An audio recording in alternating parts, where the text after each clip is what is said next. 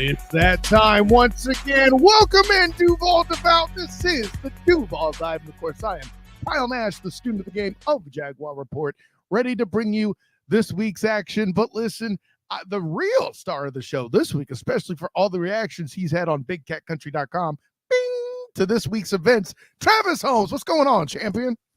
Oh man, that hurt my heart. I don't know what to do with compliments. But hey man, it's been a week, man. It's been a great week. Between all the different news between the Jaguars, that's just dropping all the funny stuff that we're going to get into later. Just across the board, bro. It's been good. Yeah, man. I'm happy to be a Duval devout. It's interesting. You mentioned the whole compliments thing. Like, are you intimidated when John Cena does his aggressive complimenting? You know what, Travis? You know what drives me absolutely nuts is how absolutely handsome you are when you have a big smile and you're telling the people what it is. As a matter of fact, the only thing that I find equally admirable is your knowledge of Jaguar content. The way you come in, day out, and rock people's worlds with excellent takes is just an amazing thing. Wow. It's that intense complimenting that John Cena. Wow. I can't even look at you right now, bro. Awkward. Anyways, welcome in, everybody. Let's get to the thing. Obviously, if you haven't checked out our episode, our bonus episode, our special edition, our first guest here on the Duval Died from this past Wednesday when we had Anthony Wiggins, T. Wiggs, as we know him proper from Locked On Jaguars, get a hold of your life and check it out because it was a great time. But we're going to go through some of that. Obviously, this week we had all of the OTAs and stuff take place. We had a lot of the pre-draft preambles, if you will. Travis will show his reactions to that. I don't want to give away the entire article, but let me be clear. And this is the part where I look all fancy because I'm about to drop it in the comments for everybody. Check out Travis's article for his top 5 takeaways from Trent Baalke and Coach Doug Peterson, which you can find on BigCatCountry.com. Bing! There you go. You can't take compliments, but bings are okay. Okay, I can work with that. Yeah. Fair enough. No, and listen, ladies and gentlemen, all that in mind, let's get into it. So first of all, there's always the readings of the tea leaves, but also everything we talk about. I would remind the Duval devout and just the NFL public at large, it's lying season. Ain't nobody real until the day of the draft, basically. Correct. Okay. So with all that in mind, Travis, like, kind of pepper the flavor, if you will. You know, a lot of people at the press conferences were enjoying themselves, having a great time. One might even say that it's a gas.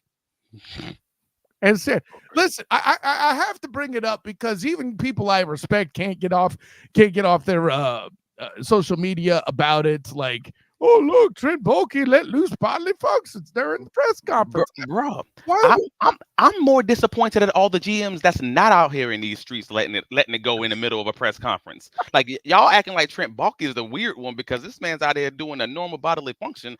I'm mad at all of you other 31 GMs. You don't have that kind of confidence that you can just walk into a press conference in the middle of a question and just let it go. Oh, no. That man has all the confidence in the world. He is about to own this draft. Like, I've never been more confident in Trent, whatever his middle name, Baalke, than I am right now. Whoa, middle name treatment.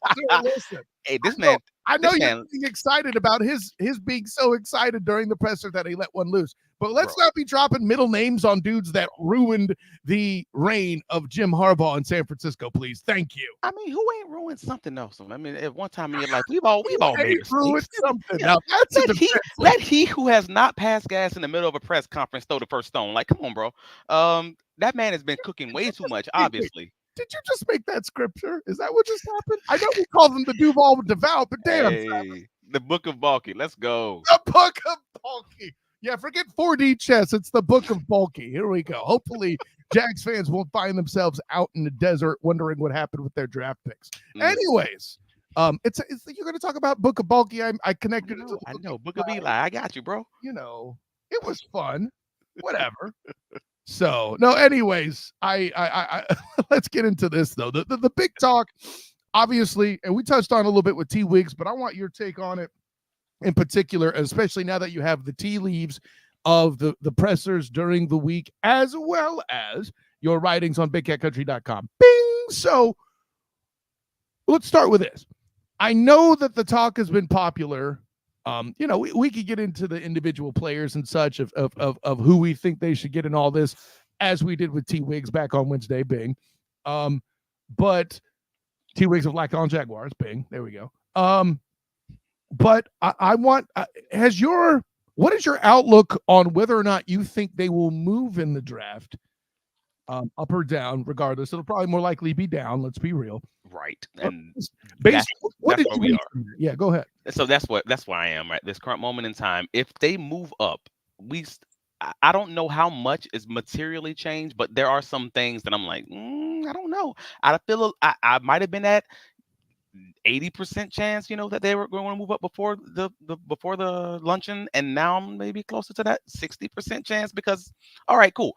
Was it purposeful that Trent religiously on 3 to 4 different occasions, Trent and Doug on 3 to 4 different occasions mentioned that 12 to 13, maybe 12 to 15 draft range and talking about and discussing moving up? It seems more likely that it was purposeful, like a little bit of gamesmanship going on there. Lying season, blah blah blah. AKA lying season. However, I don't know, man. Because it feels weird. It feels like maybe they know who's going to move up. They know who's willing to move up, and as far as the draft is concerned, and also Trent, seemingly in agreement with the analytics guys, is someone that says if you're going to trade up, you better be right. But for the most part, he is not a trade up guy, and when he has traded up, he's only gotten Jordan Smith, Snoop Connor, and Devin Lloyd. So you can arguably say he's probably lost more of those than he's won. Sounds like the kind of guy who's probably not looking forward to trading up unless they just simply have to. And that's kind of where I'm leaning on that. More likely than not, they're going to stay at home at 17 and make the pick and, hope it's the right one, or they're going to move back and collect more bites at the apple, more darts in the throw, per Trent's verbiage. So that's my thought process as it stands today. And it feels more likely than not that Rome Neighbors, conversation is unlikely to take place. Yeah, well, and I'll ask you this too. At this juncture, trying to find the right way to kind of pose this. If they were to move up, the players they would move up to get are kind of limited. Like, I think the point you've made is that they may not even be on the board at the 12 to 15 range at number 8 or whatever. Be it. I mean, obviously, we're all pretty sure Marvin Harrison Jr. is going to stay wearing red. He's just going to do it out in Arizona, right? Right. And then will Romo Dunze still be, on the board by the time they get down to wherever the Jags would trade up? I think all that's of that conversation is yeah. Yeah, that's truly the conversation. Is I don't know that they're truly talking about the 12 to 13 range, but if they are talking that 12 to 13 range, that's a conversation for Quentin Mitchell and Terrion Arnold. Like at that point, you're talking about moving up just to get in front of those few teams who might pick up, start that run on cornerbacks. That makes total sense. Now, if you're talking, the only way they're moving into the top 10 is obviously one of those top 3 receivers, and they have an opportunity maybe between that 8 to 9 range. But outside of that, yeah, that's what we're talking about. But and I also covered all of that in the Big Cat Country article for the takeaways for Doug Peterson and Trent Baalke. There you go. But yeah, and offensive line seems more likely that it's, and we've already known that from day one, that it's more likely than not, unless someone like Joe Alt falls, more likely than not, that's out of the question right now for the first round and for even the earlier rounds of the draft, since you have such depth in the offensive tackle, position group in this draft. Yeah, well, we got some comments here. Robert agrees with us. Won't trade up past 12, so no top wide receivers. Yeah, I think that's what we alluded to. And he says in the top 12, maybe a top corner or an O lineman. See, and I'm not mad at that take that you would be able to achieve that. And if, first of all, let me be clear, I'm going to take one out of T. Wiggs' book. If there is a player that they feel is that good a fit, and they go up to get him and he pans like that, I ain't going to be mad at it. Like, if you find Anton Harrison 2 in this draft, no one's going to be mad amongst the Duval devout. Matter of fact, if you achieve that, I'm already going to tell you, you can cut Trevor Lawrence's turnovers, interceptions at least. No, I'll say turnovers in half. Potentially, because a lot of his the turnovers that matter most to me aren't the turnovers where it's the tip balls, aren't the turnovers where it's the miscommunications, it's the fumbles in the pocket, specifically That's the what I fumbles. said, right? Right. So you I would agree with that piece because the other fumbles, the other turnovers, again, that the previously mentioned ones, I think those will just be better with practice time, be better without him missing time, be better without him also being injured. So it could even help with that a little bit. Uh, but yeah, to that point, it's in saying that, be careful with the trading up process. As far as Trent Baalke mentioned in the media luncheon, Seth Walder of ESPN Statistics, Sports and Analytics and Stats, basically stated that over the last 10 years, and he had an article that kind of dropped this morning and talking about it. Check Travis D. Holmes on Twitter, King. posted it this morning. Over the last 10 years, the team that trades down wins the trade 58% of the time. So basically, if you're a casino, you're the house if you're trading down. So more often than not, you want to trade down, but in addition to that, the team that loses the trade normally has a significantly worse outcome when it goes bad Right. versus the team that traded up. Basically, so and all that to say is if you trade up and it goes well, it may go a little bit well, but normally, in most cases, it's not going like significantly well. But when it goes bad, it's going to go really bad. And that's the piece. So again, from both the probability that you actually win the trade and then the risk of winning the trade big or losing the trade big, it just makes it almost always worthwhile to be the one trading down if you have a chance. So there we go with trade back Trent. I hear that. 58% though is not necessarily overwhelming in my mind, right? Like as far as draft occurrences go. And listen, Correct. I'm going to go all super data on you here because if listen, friends don't let friends watch ESPN, right? And I think there's an element where they are notorious for putting out certain stats without thorough next level context. And in this instance, I'm not going after the data and analytics staff here because they have the very distinct issue of only having so many words or so much opportunity to convey the concept. Right. I do think it is the statement of it being riskier to trade up than down is obvious because it's a more risky investment to buy a house than a candy bar. I get it, that's hyperbole, but it's the concept of if you're paying more to get to try to, of something you're going to ask more of, and there's more opportunity to fail is what I'm saying essentially. Correct. Whereas if you trade down and you trade down and you get somebody who's not so great, nobody's worried about it. Oh, it was just pick X or whatever. Right. We were playing with house money anyway because we traded down. Or if you get, Brock Purdy, bets are off. Oh my God, you're a genius. Four-dimensional chess, book of Balky, all that stuff. Also right? true. So but read the article in detail. Like I did. I know I'm just giving you the cliff notes. I promise you, it's a really detailed article. I actually appreciated it very much. And the biggest part of that is, again, if you trade up and you get a guy who's just barely above average. Let's say it's a win for you, and he's barely above average.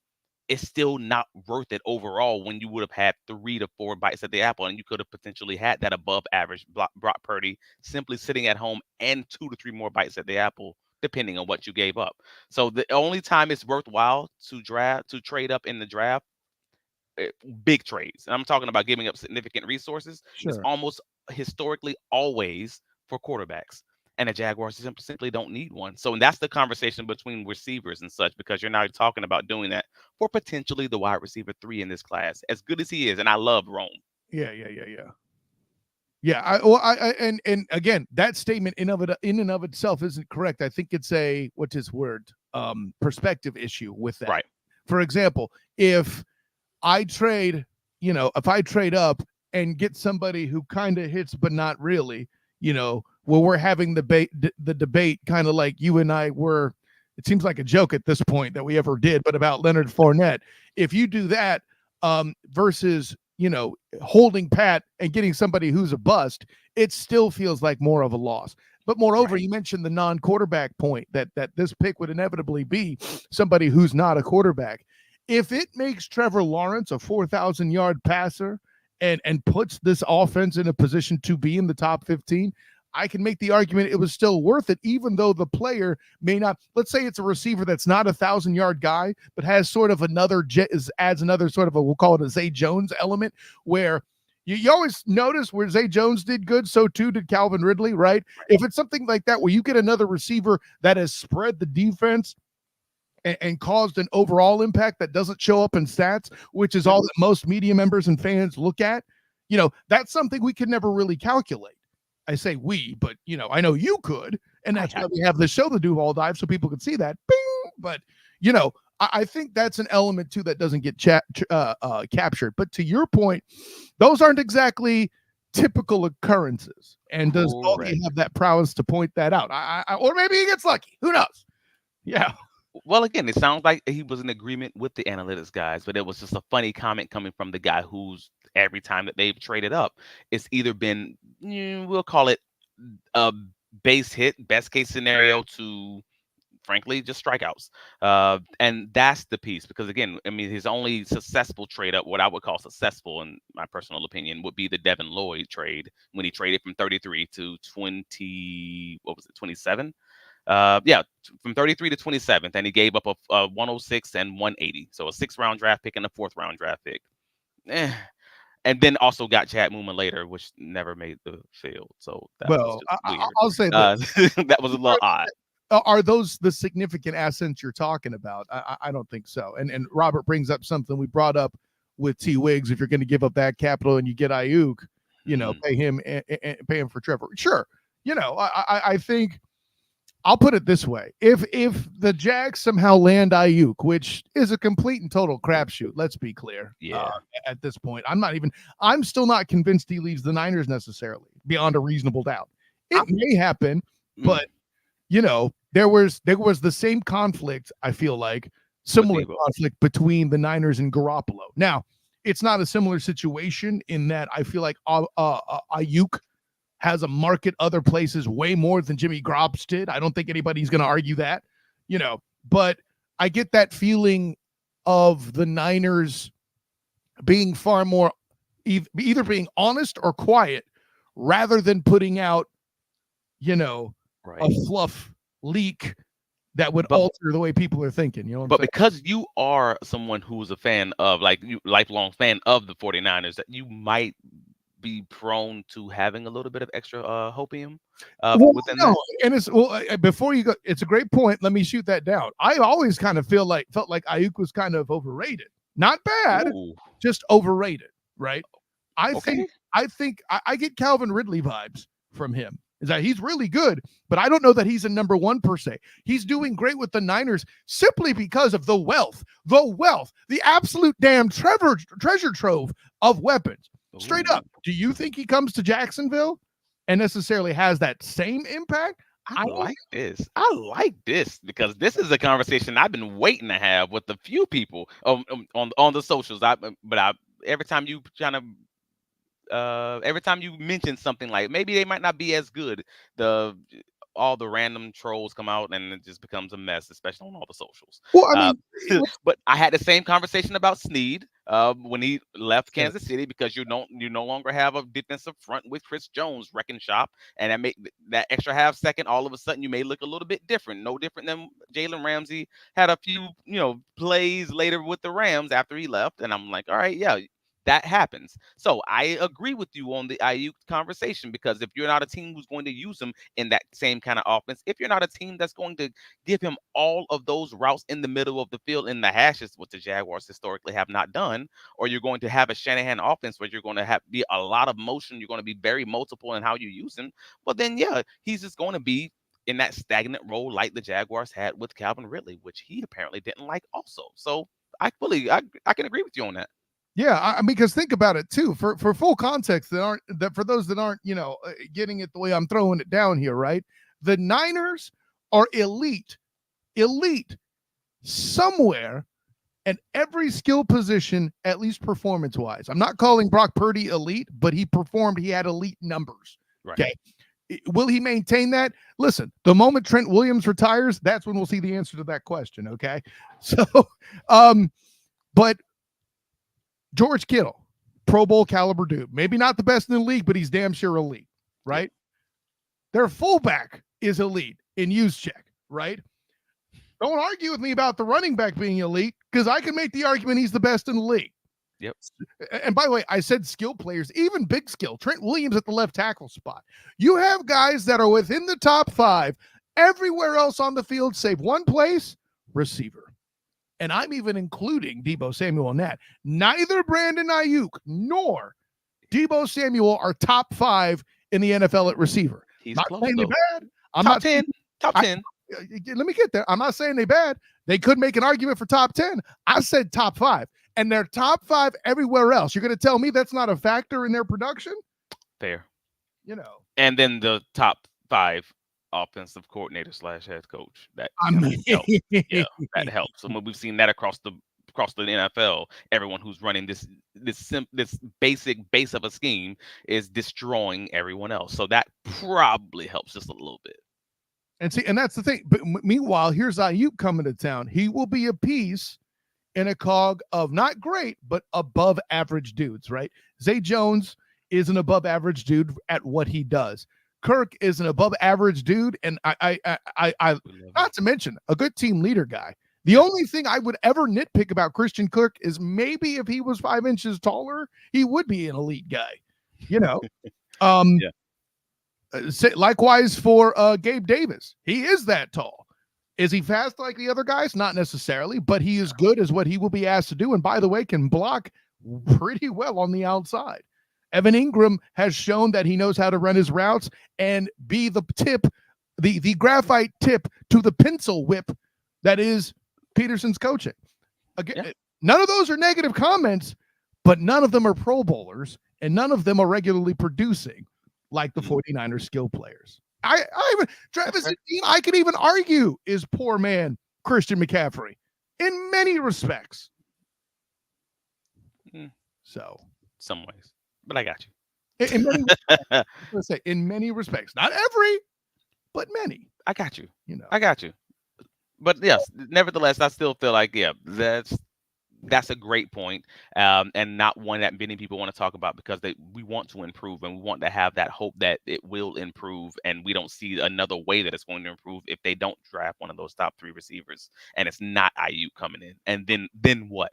I mean, all I was doing was trying to supplant the 49er goggles. Sounds to me like you were accusing some people a little bit of a Duval devotion there by proclaiming Brandon Ayuk the savior, the thing that would save the offseason. I'm not there. I mean, there's still the interest that the team reportedly has the interest in it, but it also sounds like that some of these other teams like New England and Washington, who have higher draft picks in that second round, will more than likely be, the leaders in that conversation, at least at this current moment in time. But if you're Brandon Ayuk, let's be real.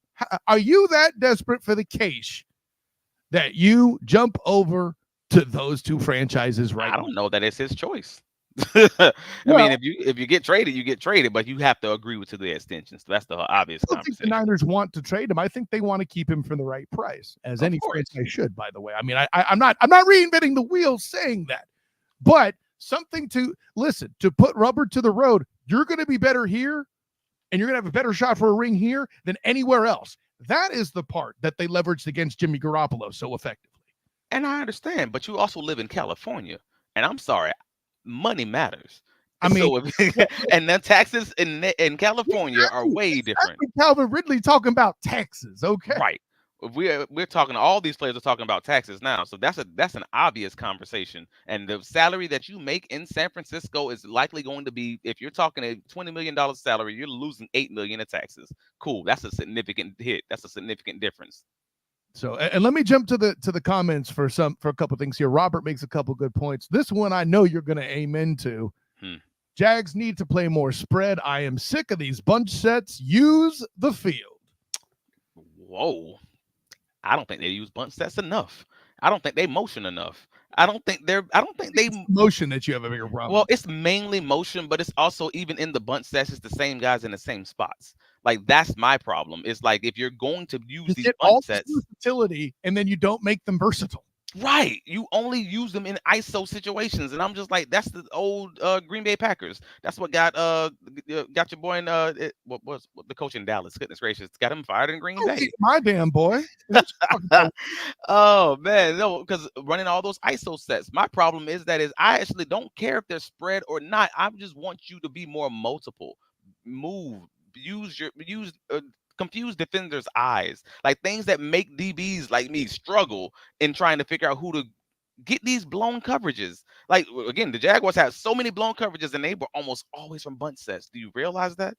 The Cleveland game. This is off the top of my head. Yeah, the Cleveland game had multiple, maybe three in the same game, all from bunt sets. The Mhm. Houston game, the Tank Dell explosive play was what from a 3 yard receiver bunt set. Like Well, these are the things that confuse DBs when they're trying to play these match coverages or they're trying to play those different zone rules, the motion into a bunt set. So I don't have a problem with that. Do that. Do it more often. Well, those are all good points too. I would also add, for as much as this team is criticized for speed at the wide receiver spot, does a spread answer that? Like for guys who constantly get criticized for not getting separation, putting them in a spread, doesn't that demand that they get that separation? And if they can't do it, then what do you do?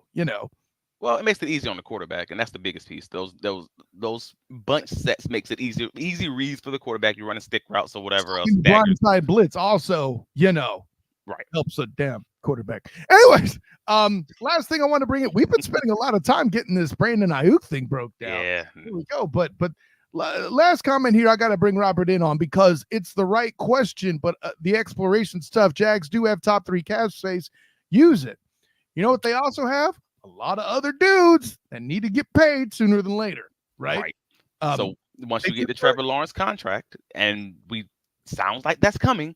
I mean, again, Trent said all the right things. Doug said all the right things in the press conference, but the vibe coming out is no, this is going to be done soon. Like this is going to be done before the season, but there is absolutely a race, in my personal opinion. There's a race to May 2nd, where the 5th year option has to be picked up for both Trevor Lawrence and Travis Etienne. And right. obviously, if you're negotiating a contract, you want that done before that date because then that just throws out everything that you've been working on. Now you got to start back over as far as the numbers are concerned. So I do think that there is a real possibility that it could be done before the draft. But in my opinion, that at worst, there's going to be that race by May 2nd. So you're talking the week after the draft Here's to the get this point I done. would make. Here's the point I would make is if you throw the bag at Ayuk, you better make sure you like him being in that building more than one of these 2 players, Andre Cisco, Tyson Campbell. I can't do that today. Yeah, but I don't. I mean, that was a whole conversation that Wig and I had on Wednesdays. On Wednesdays, the Duval dive. He thought that you should extend Campbell first because of positional priority, and I don't disagree with that necessarily. It's just that Cisco's the more consistent player, and that Campbell is more of a risk in my opinion because you simply don't know how he's going to play in But this you're defense, so answering you the are wrong taking a question risk. there. You're answering the wrong question there. You said on Wednesday, pay Cisco. Okay, cool. What I'm then telling you based on that answer is now the choice is if you're throwing the bag at Ayuk, you're saying bye-bye to Tyson Campbell. I don't know that you're necessarily doing it because with the cap space that they've now created, they have the flexibility to. And again, most of these contracts have 2 year outs. You have 2 years, the first 2 years of the contract guaranteed, and you may have maybe half of that contract, maybe not even that, maybe 25% of that third year as your dead cap in the third season. So you have that out essentially after 2 years. You can make a way to make that work before Trevor's contract truly starts hitting the books, if that makes sense. Yeah, well, right, because it wouldn't be until after the 5th year that Trevor's contract truly hits. I get that, but if you want to create a situation where you're renting one of them for a year and take a shot at getting back to the playoffs, I'm not mad at that. But what I'm telling you is, in terms of a long-term investment, you want that corner more than you want another receiver, in my opinion. Hey, what do I know? I'm an offensive lineman. What do I know about defense? But I agree with you. But again, it's all gonna be a risk at the end of the day. But I mean, the Jaguars have already obviously gotten into this void year game and pushing that contract, pushing the cap down the road for a lot of these contracts. So there's a few ways that you can manipulate and make that work if it's something that works for the team overall. So that's at the end of all of it, that's the question: is it worth it? That's the initial question. That's the essential question for anything in the upcoming week of draft action. Boy, Friday is going to be fun as we evaluate the first round pick that the Jags make, be it trade, be it pick at 17. I think we're going to have a fun one, and we're going to probably tear up the whole episode analyzing that. I'm not mad at it. Travis, tell the world where you can be found. You can find all my writings covering the Jaguars at bigcatcountry.com. Like we just talked about, the takeaways from Doug Peterson and Trent Baalke's press conference, and also Foye Oluokun and Trevor Lawrence's their presser from Tuesday when they met with the media. Get those updates. Also, you can find me here every Friday, 11:30 a.m. 11 a.m. wherever you get your podcasts, and also with the South Florida Tribune, Inside the Pigskin, the Sports Exchange, pundits. That's throughout the week. But again, that's Inside the Pigskin, wherever you get your podcasts on Tuesday through Wednesday. Talking football all day. You know how this is. Where can they find you? On that, I shan't front Travis Holmes. Of course, I'm Kyle Nash, the Stu the Game. You can find me on Twitter, Instagram, and Threads at the SOTG. Find me on Facebook as the Student of the Game. Check out my writings with the Black and Gold Banneret, the Jaguar Report, and the 3-point conversion, as well as my work covering the Orlando Magic with A7 BN Sports. Of course, the Student of the Game podcast on Wednesdays, 9 o'clock Eastern. Find that on these same YouTube channels. And then, of course, the radio segment where you could find this on 3-Point Conversion's iHeartRadio channel, as well as oldschool101.com 12 to 2 on Sunday. That was a fun one. It's going to be more fun next week. Special thanks to Robert in the comments for throwing in some solid questions, and an honor, joy, and privilege. Until next time, everyone, class dismissed.